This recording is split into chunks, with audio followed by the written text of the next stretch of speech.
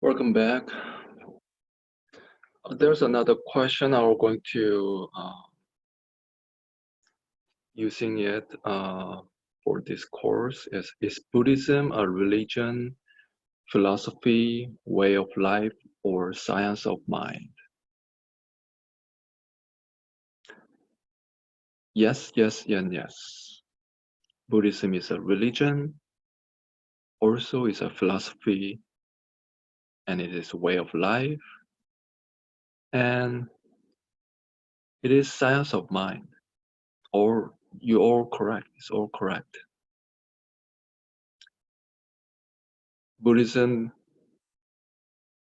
also is not only a religion or only philosophy or only a way of life, or if you're looking at it only in scientific way.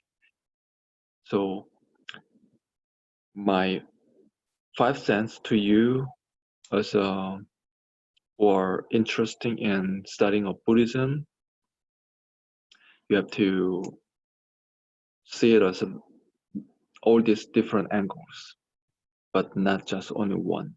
So some people were stuck in um, seeing Buddhism as more into in religious doctrine or practice or rituals. If you're looking at only that aspect, there is a huge limitation, and there is not much thing you can discuss or expanding or beneficial to your daily living.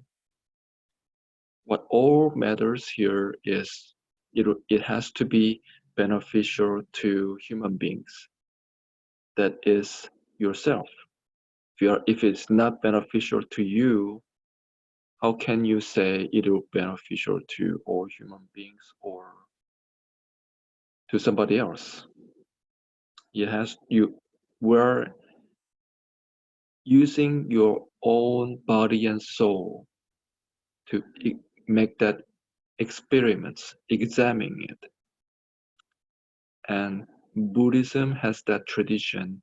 You were not encourage any someone to just saying Buddhism is best. No, actually it's not. I I see many downfalls in Buddhist tradition and community, which are not properly shared at this media. But I do. But does it conflict with my belief system? No, because I see Buddhism already examined thoroughly and step every single daily continuously examining it.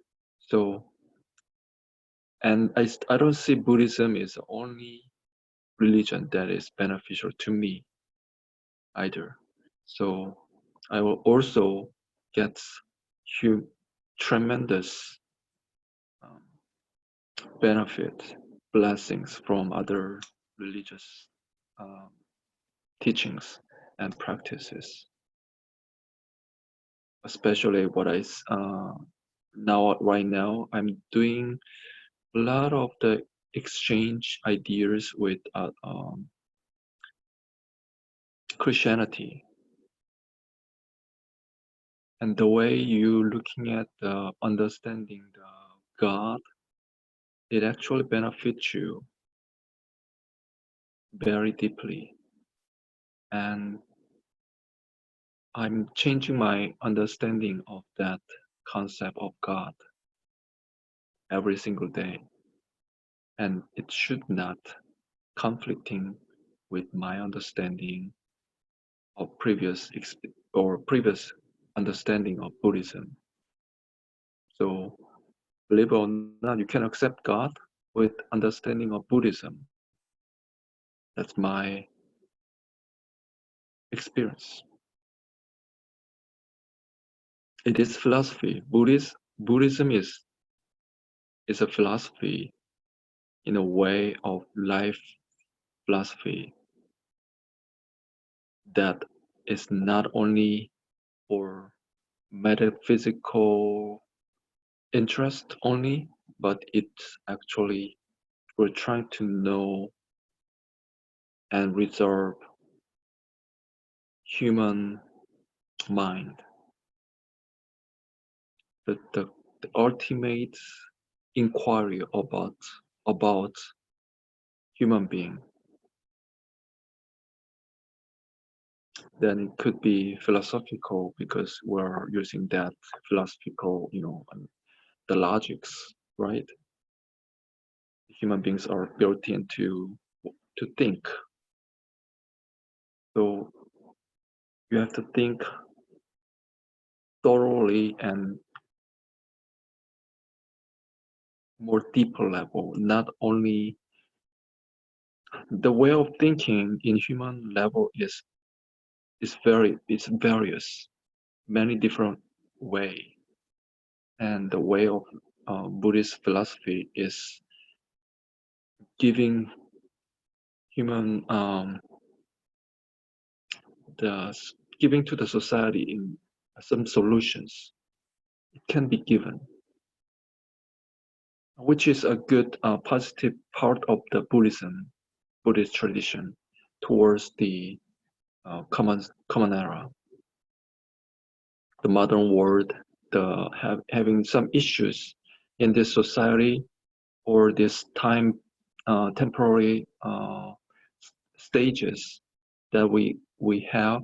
There are so many things that we cannot get answered by regular mundane lay answers from economics or science, politics. All those things are not giving us full answers. Sometimes if you digging into your own mind in the guidance of Buddhist philosophy, you might find something new, something helpful, and which is ever is helpful and beneficial to you, and it give you a little bit of relief and happiness. That fulfills the purpose of religion, and that is the purpose of religion. Just period. Nothing more, nothing less. Okay. Another question here. If you say everything is changing time to time and both human beings and Buddhism are adopting, how would it be a same concept of Buddhism that Buddha first had realized about human consciousness in his time as human consciousness in 2020? So whatever enlightened moment that Shakyamuni Buddha claimed that he achieved in 2,500 years ago, does it helpful now in 2020? What is the linkage? And you're doing very critical thinking that where everything is changing, how come the Buddhism of that enlightenment is not changing? Is that the permanent, like a doctrine that we have to follow? You're right. We do not have to follow. I'm giving you a firm answer. You do not have to follow whatever happened in 2,500 years ago. Whatever that period, the person, the people, humans in that environment is totally, completely different from what we have in 2020. Physically, mentally, all these environments are changing. And this changing is so rapid and more rapidly changing. And we all agreed it changing like day to day, even now. 2019 and 2020 is big change, right? We all experienced.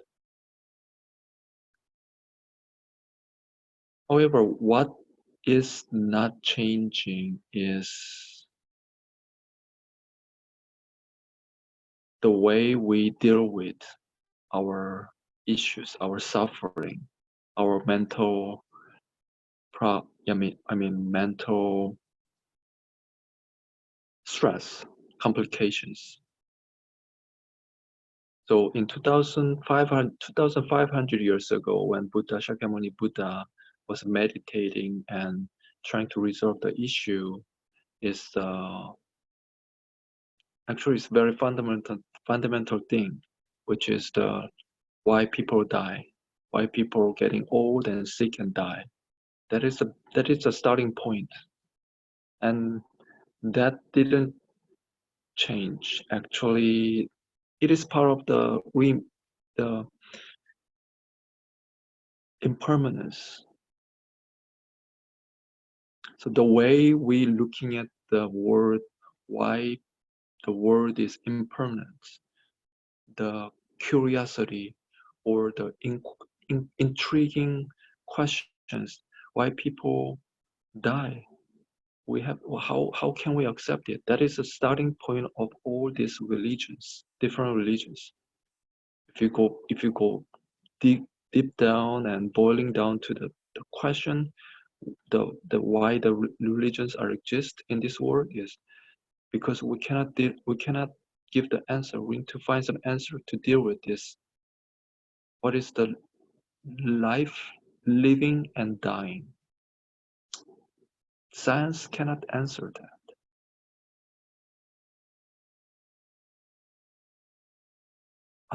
What study? What kind of study can you answer?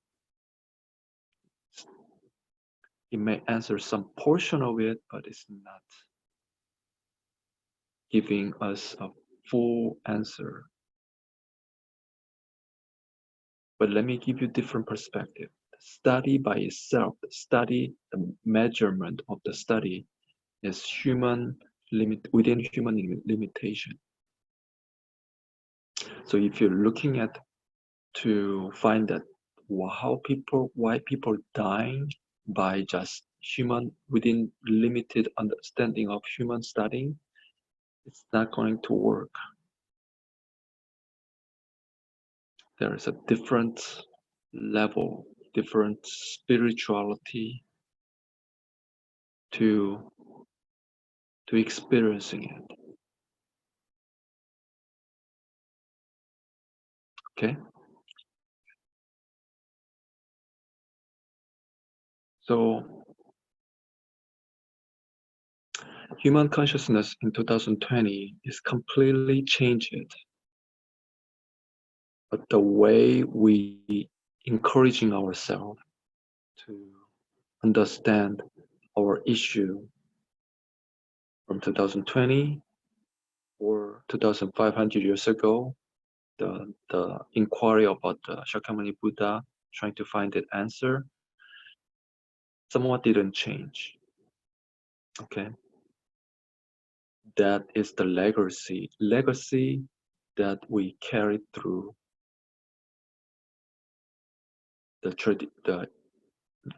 from our ancestors, from this tradition. Okay, hopefully I can answer that to you. So would you able to say human consciousness is revolving around point A constantly regardless of time or era? The Buddhism is a guideline that helps human conscious to bring back to point A. When I say point A, meaning enlightenment or finding her or his true self. So it's a little, I understand what your point, but we're not trying to go back that point of 2,500 years in history. I don't think that's your your questions. Okay, so we're not trying to live like a hermit or a, a practitioner in 2,500 years ago. It is not necessary, and that is actually wrong to do that. However, the the moment of enlightenment, how we get that experience is actually the key for our conversation here, our discussion.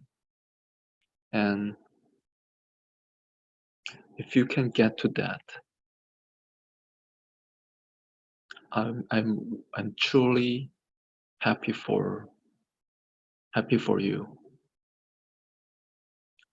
And also I can encourage you, you will able to get that by your own effort and philosophical inquiry and practice. Practice with your life. Whatever you have on your plate, that is the practice, the arena that you are involved with. Whatever the problem, whatever suffering that I have, that you have, that we share, it is our arena that we are running into it. It is part of our life and part of our responsibility to deal with. And it is, how to say, even I would say, part of our resources to be enlightened. Whatever the hardship that we have in this generation, at this year of 2020, this is the perfect timing, maybe perfect timing in our lifetime, that we are looking at the world different way, changing our perspective, and we can go up further down. So if we're thinking it that way, whatever the hardship that I come across at this moment, that is the best homework. It is given by the God and given by this nature itself, given by this universe to us to deal with it. If you're thinking it that way, then you are ready to challenge yourself moving forward. Accept the challenges, accept the sufferings, accept the hardships, and you find your own way to resolve it. First, you will survive it, and you are going to getting better at it, and you're going to eventually you will be having capacity to expand your capacity to helping others. You'll help yourself as well as others, as a human being. Okay, so I will stop here to answer some other questions. So another question you have is you brought in is there any time or point where not only Buddhist belief but also other religious belief merge in with science? So scientific thoughts, it is the most objective way of analyzing the nature in our time frame, in our time era. We are not at the mid age, or we are not living in 2,500 years ago in northern side of the India, right? So this is the time, 21st century, is a time that we accept in scientific thoughts, right? We all agree. But is science our only answer for our human problems, issues? Does science can answer your life issues? I do not think so. The science science is can answer many things. Whatever we we see outside, but as far as internally, it's not useful way. It helps to understand in certain point, but it has limitation. The keyword is limitation. We have to every time we see certain perspective, we have to know it is limit. There is some limitation. There is a boundary. So religion has some boundaries. Science has some boundaries, limitations. Human beings has limitation. Our thoughts process has some limitation to understand the world. So it is not a good idea to say human can know everything. We cannot know everything. Just scientifically, it's not possible. Our whatever we understand is coming from our five sense organs. And the five sense organs are very limited kind of gadgets or tools to measure, this world. This world is so much so many different dimensions, and human being cannot comprehend all those different dimensions, right? So and that's scientifically acceptable thoughts. So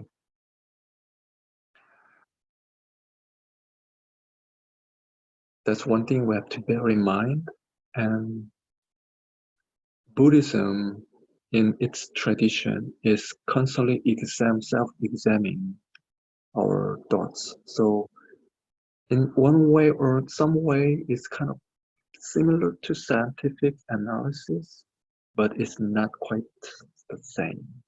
So we have to be very careful when we adopt scientific and the data or scientific analogies or logic put into Buddhism. We can using it as a reference, but there is some fine line there.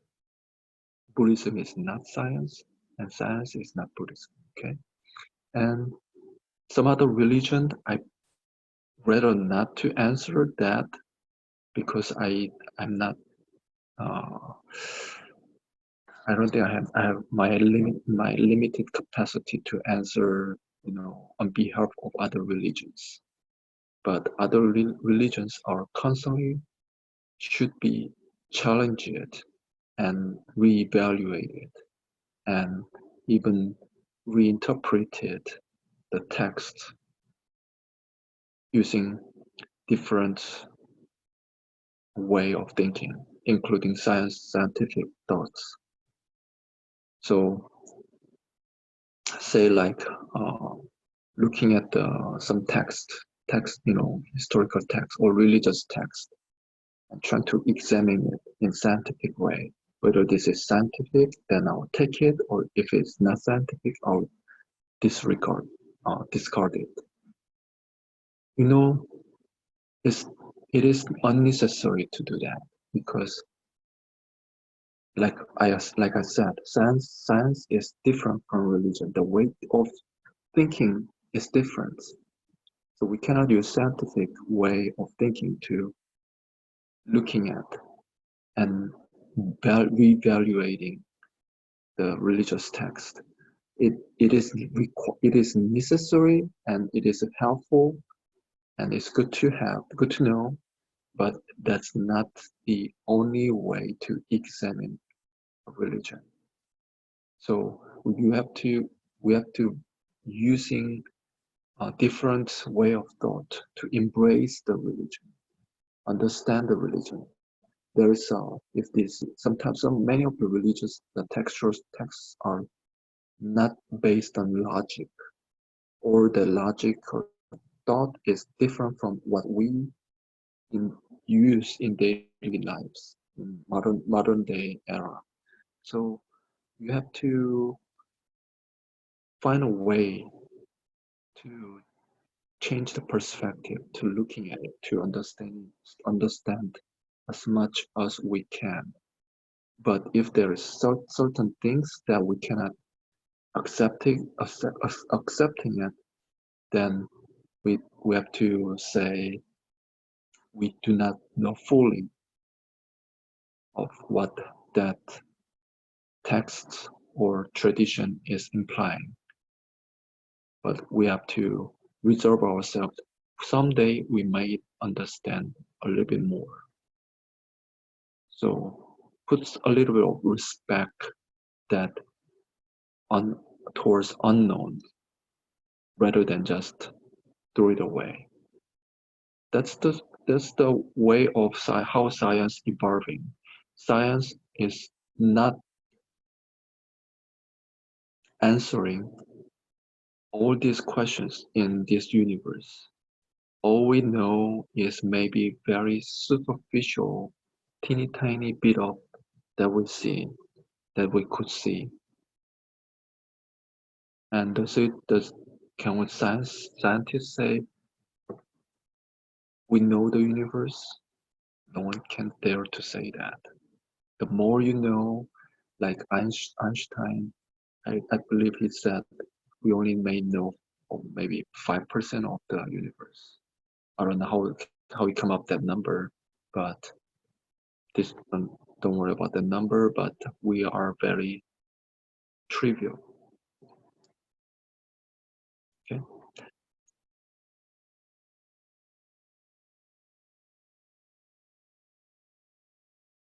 Okay, let me close this out, and I'll stop here today. And because we have a midterm, and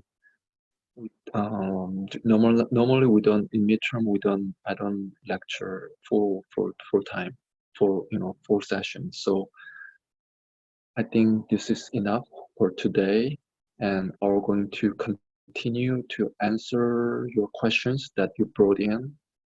And some of you have not yet submit your midterm, which is fine. Don't worry about it, and it's not affecting your grade by any chance. Just trying to work it out, and just send me over whenever you're ready. Okay. Um, that's all I can say. If you have a question, if you have a problem in life, in your personal issue, that is also okay. Just briefly say you are having issue, something is going on in your life, and just you don't have to explain too much the detail. Just say you have some issue in your life and send me over, and and I understand that this is the not a not an easy time for every one of us. Okay, so don't worry about the grade. The purpose is make you think, make us interact, communicate, and share ideas. The moment you write something down and come to me and you send it to me, that means you put your own effort to start reflecting yourself. So you write something down that is regarding your own thoughts. I don't mind that is the you have a perfect language using perfect language, and beautiful articles, or just a very simple, email, one sentence. I'm a human being. I can tell you put your effort or not. Okay, so don't worry about it. I will help you regardless, as much as I could, possibly I can. So we'll just go with this way, okay? And I think this work, the way this work is pretty good. It works out. I'm very surprised that by doing this online lecturing and by responding by email, somehow it works uh, with many of you, and it's beneficial to you and as well as beneficial to me in deeply. So thank you very much for doing that, and I shall see you in next Monday. Have a great week and wish you the best. Thank you. Bye bye.